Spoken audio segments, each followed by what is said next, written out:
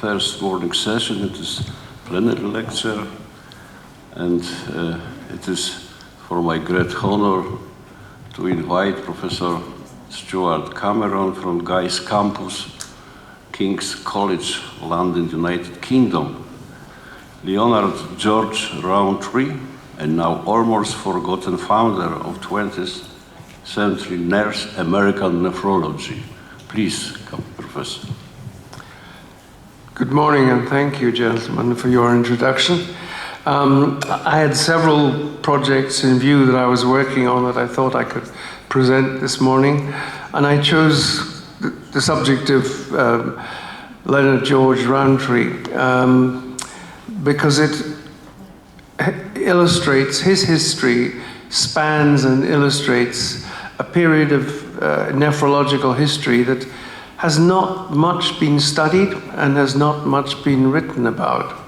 The period from around the First World War until the Second World War, essentially, the 20s and 30s. Many people would say it was a very quiet period and nothing huge happened before the cataract, the tsunami of introduction of new technology and new medicines, new techniques, new diagnosis, new imaging that occurred during the 1950s and 1960s. But it wasn't entirely quiet, as I hope the life of Leonard Rowntree will show you. You've all heard of him, of course. He's one of the people who made this extraordinary leap of imagination and technology in building this in vivo hemodialysis apparatus that we're all familiar with, which was used in 1912 and written up in 1913.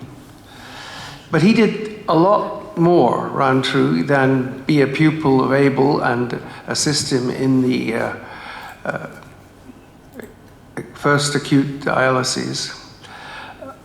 He wrote a book which is one of the principal sources for his life, which is it's a strange mixture of autobiography, medical history, recollection, anecdote.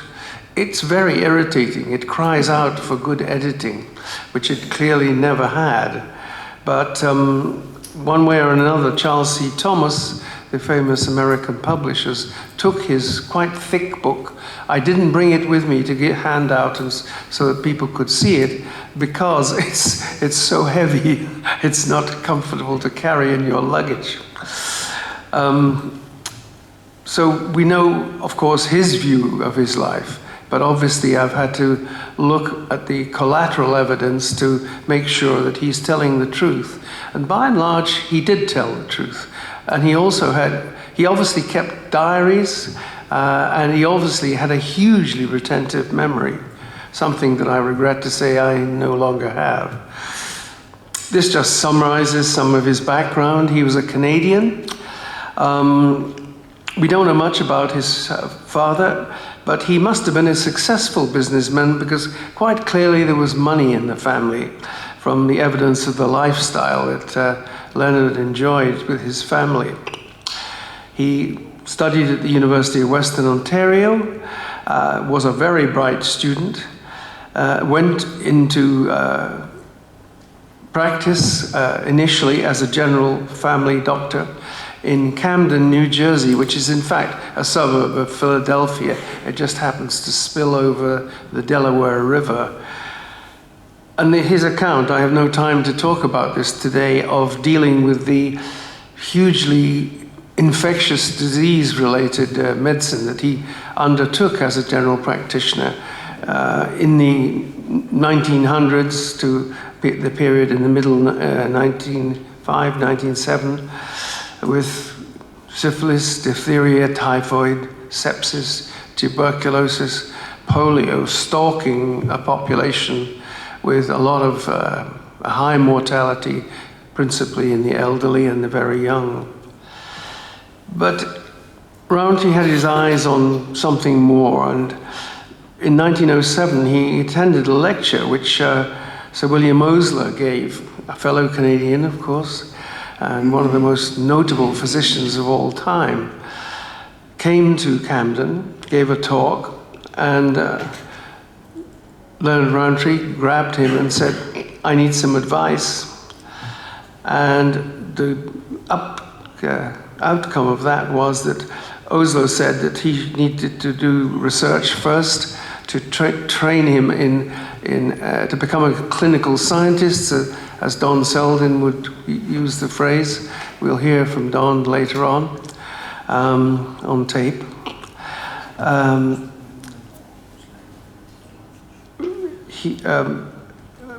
Rowntree wanted to be that way, and Oslo gave him the guidance. So he went to the Hopkins, which was then becoming, this was just after the Flexner Revolution in medical education in the United States, which had revolutionized things, but probably the Hopkins was the top place to be. Rowntree was accepted there, but he was not paid a salary for the first, I think, 5 years. It's difficult to judge exactly when he started getting some sort of stipend. He worked on nothing to do with kidneys to begin with, as you can see. He worked on nucleic acids, which is interesting. And he published his first paper in 1908. That's of slight interest because he published his last paper just exactly half a century later in 1958. Abel asked him to look at, Abel had the idea, he said to, according to Rowntree, the world needs a new laxatives, young Rowntree was put down to study and find them and to test them for toxicity. And PSP, phenol red, was the substance that became part of his life really for the rest of his living, because although he only worked for the next 3 or 4 years on the phthalians, the test that he developed went on being used, as I can testify, having found it in odd places around the globe, still in use in the 1980s. Basically, the kidney was known to secrete things since Heidenhain, and dyes had been examined in some considerable detail up to that time. And the first person, I think, down the bottom of this rather overloaded slide is Edouard Rambard in Paris. He gave methylene blue to give the kidneys a job to do. Now, one of the things that Abel asked Rowntree to do with his colleague, J.T. Garrity, and this is the best picture I can find of him, and the two of them did a very thorough study of the excretion of the phthalians, and they realized and went to Abel with the idea that a kidney function test could be evolved from the way that phthalians were excreted. And eventually, an injection method with urines collected 15 to 30 minutes was standardized and was used, as I say, for around 50 years. So that was the first of Rowntree's contributions to nephrology. The next one was, of course, his major role in the carrying out of the conduct of the experiments with the first in vivo hemodialyses. As you can see on the slide, he tells us in his book, and I just quote this for what it's worth, Dr. Turner made the glass fittings, and as you can see from the bottom right of the slide, the manifolds on these kidneys were incredible. They're still in the museum, if you want to see them, at the Hopkins. There are incredible pieces of glasswork. So Turner's contribution was absolutely vital. But I made the collodion tubes, the leach extracts to anticoagulate the blood, and conducted the experiments. Dr. Abel conceived the experiments and performed the chemical analyses. Now, there's been a lot of controversy between nephrologists as to what exactly Abel's initial purpose was. There seems to be no doubt that, to begin with, he was interested in purifying substances from the blood. Certainly the emphasis on removal of toxins only occurred sometime in the around 1912, 1913. But when the data were presented at the American Society of Physicians in 1913, and one of the problems is I don't know exactly when that meeting occurred or when the manuscript was published in 1913. That's important because we know exactly when the words artificial kidney came into being. It was in the London Times on August, I can't read it, 11th, August the 11th. So was Abel and Rowntree, who was with him in London for the demonstration of their machine, were they already thinking about using it as an artificial kidney, or was this something that came up in the very vivid discussions which obviously went on around their apparatus? They were the stars of the show at this medical congress.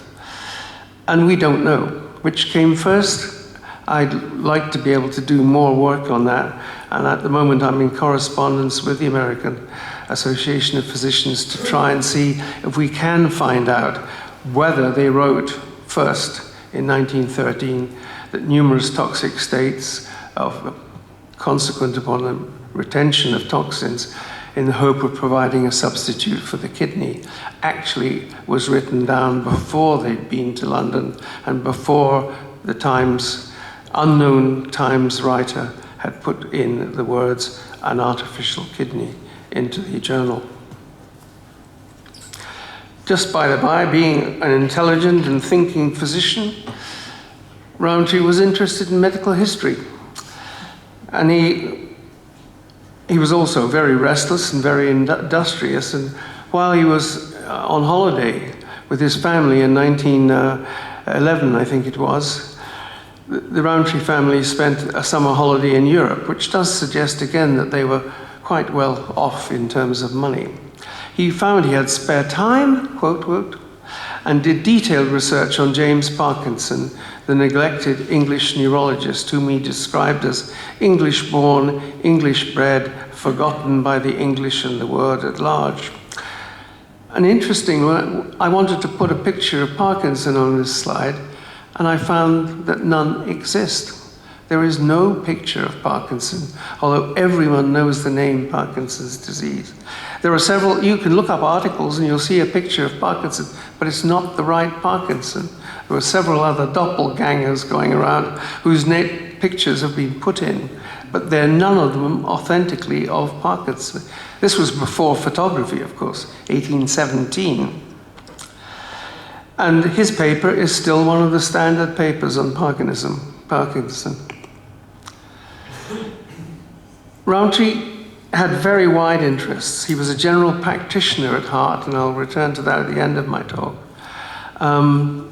He wrote 20 or 30 more papers on renal subjects, and I'll try and skim through the most interesting of them that have been most productive. One was that having had the experience of renal function testing, they then lit upon the idea of measuring blood volume. And he took that idea with him, in fact, to the Mayo Clinic, which will come up in a minute. And they did a great deal of work on plasma volume, measuring over 1,000 blood volumes, and a book was published from, but this is going forward from the Mayo later on. But the first description of it, as you can see, Norman Keith, the lead author here, was a very interesting man in his own right. He, again, with Garrity and Rowntree, Keith was recruited by Rowntree from Canada, where, of course, he came from himself. I was amazed to find that Rowntree was measuring hydrogen ion concentrations in the blood during the First World War.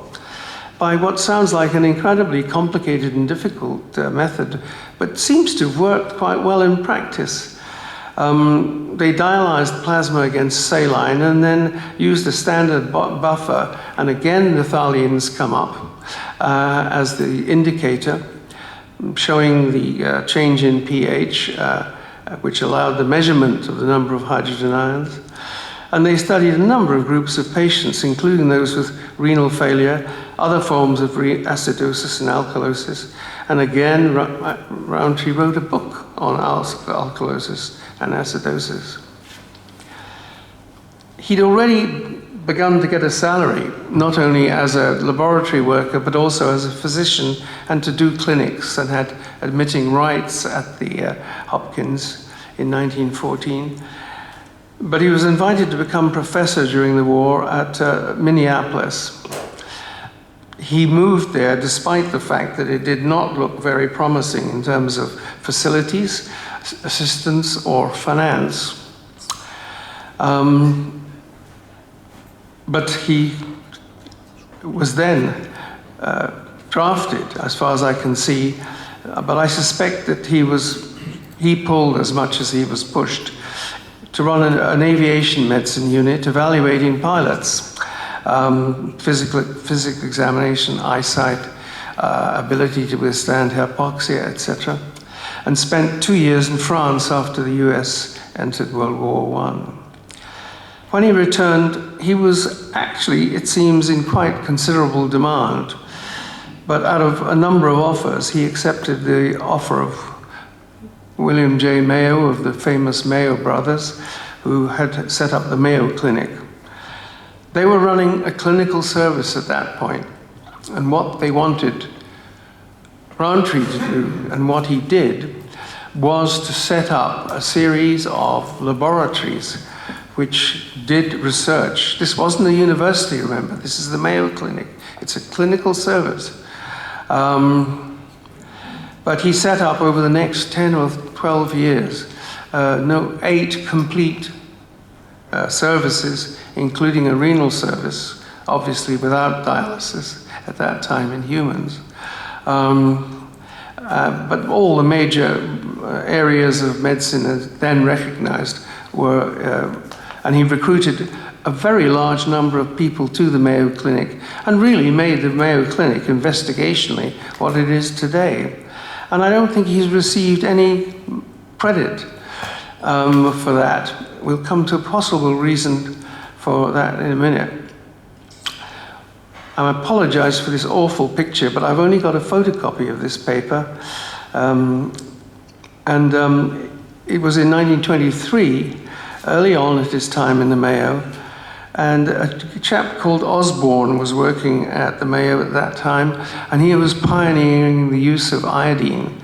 And in essence, he and Osborne described the IVP, which was the standard investigation for kidneys, again, for the next 3 or 4 or 5 decades. He was also very interested in a very fashionable topic these days, water intoxication, diabetes insipidus, and topics related to that. He published over 100 papers while he was at the Mayo Clinic, 8 per year, and one series of 8 papers were on water metabolism and water balance, and later on water intoxication and its management, which changed medical practice. And many of the things that we have learned to do as students and as house officers are those, in fact, that Rowntree described. And he published a major and influential review on this in 1922, and 2 further papers in 1923 and 4. He went back to extracorporeal circuits rather briefly while he was at the Mayo, and looked, trying to study clotting in vivo, watching the clot form on the surface of collodion tubes that they had used in the artificial kidney of 1913-14. And they studied the effect of the turbulent flow, the early involvement of platelet thrombi, the failure of either heparin, which was now available to them, or hiriodin, which was what they principally studied, to prevent the thrombosis as it was then administered. I think he only published one histological paper on, it was a post-mortem study on 4 patients of lupus erythematosus in 1924, with, again, Norman Keith, whom he had recruited from Toronto. At that time, renal lupus was little recognized, but since Gary is going to talk about the history of lupus in a day or two, we don't need to talk about that more. But this probably is the first photograph of lupus nephritis. Up until then, of course, all medical histology was presented as drawings, colored or black and white. And only in the 20s did photography come in, although there are a few photographs of tissue sections going back to the early part of the century. Ever restless, he was very interested always throughout his life in hypertension. And one case that he described was of bilateral sympathectomy, which seems to be the first description of successful sympathectomy for hypertension, which was a rather desperate but standard treatment for malignant hypertension for a very long period with Smithwick and others. But I think Rowntree sort of lost interest in it, or maybe he fell out with the surgeon who did the work, he did no more studies in this area. But he did have a patient with unilateral renal disease nephrectomized, which cured his blood pressure later on. So he was ever curious and restless and moving around. And of course, he didn't just do nephrology. I've picked out only 2 areas of research that he was also interested in at the Mayo. The adrenal gland and liver disease. He was lucky in that he obtained a crude extract of the adrenal glands in 1929. And as a lot of patients with what would now be called acute adrenal crises were being referred to the Mayo Clinic. And the New England Journal ran an article only the other week on this very same subject. It still happens now in 2019. And he treated his adrenal deficient patients with extract successfully, kept them going for 20, even 25 years. The liver disease I won't say anything more about because time is running out, perhaps. Now, one of the reasons why I think he's not been credited as much, this is not a history of the Mayo Clinic, so I'm not going to get stuck into this controversy, but clearly he fell out during the early 1930s with the authorities and colleagues at the Mayo Clinic. And I think one reason why his huge contribution to American investigational medicine at the Mayo Clinic over a decade with this huge, massive recruitment of people of many areas of medicine is because people were glad to see his back. If you want to read more about this, there are 2 references, one of which is a history of the Mayo Clinic, and Dr. Moss, who lived in Camden, New Jersey, and wrote a short life of him in the New Jersey Medical Journal in 1959. He was offered immediately a post, and immediately he was known to be on the market in Philadelphia, where he stayed another 7 years and characteristically published another 37 papers. I cannot claim to have read all his papers. He was back practically on the doorstep of where he had begun his days as a general practitioner in Camden. But his original work really went astray a bit. He became very interested because of the adrenal work he had done in taking glands, grinding them up in alcohol, saline, making extracts and seeing what would happen. And he got very interested in grinding up thymuses, which really that work got nowhere. And that took up a lot of his work. Also, he got interested in the pineal, again without much way of results. He didn't go into the thyroid area hardly at all. There was a single paper on that. World War II, you can imagine that somebody like him would be restless. And in his book he says, realizing that we must soon be in the European war. He was 63, but he knew several surgeon generals from his work time at the Mayo particularly. So he asked them to find a role for him in the services, preferably on the airborne side, but was appointed again as medical director of the selective service system, popularly known as the draft. And he did a huge amount of work there, which Harry Truman rewarded with a Medal for Merit in 1946. And he himself made himself an expert in public health and rehabilitation during this Second World War. The final years were after the war.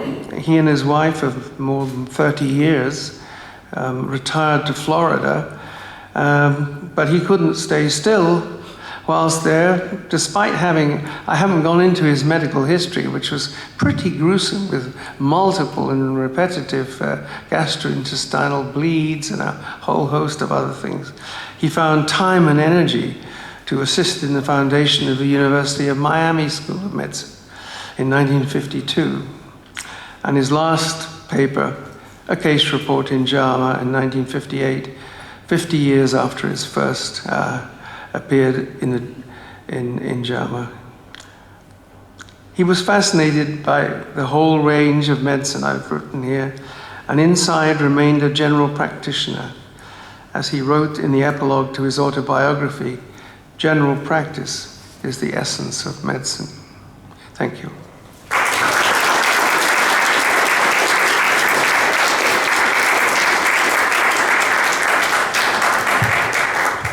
Thank you very much, Professor Cameron.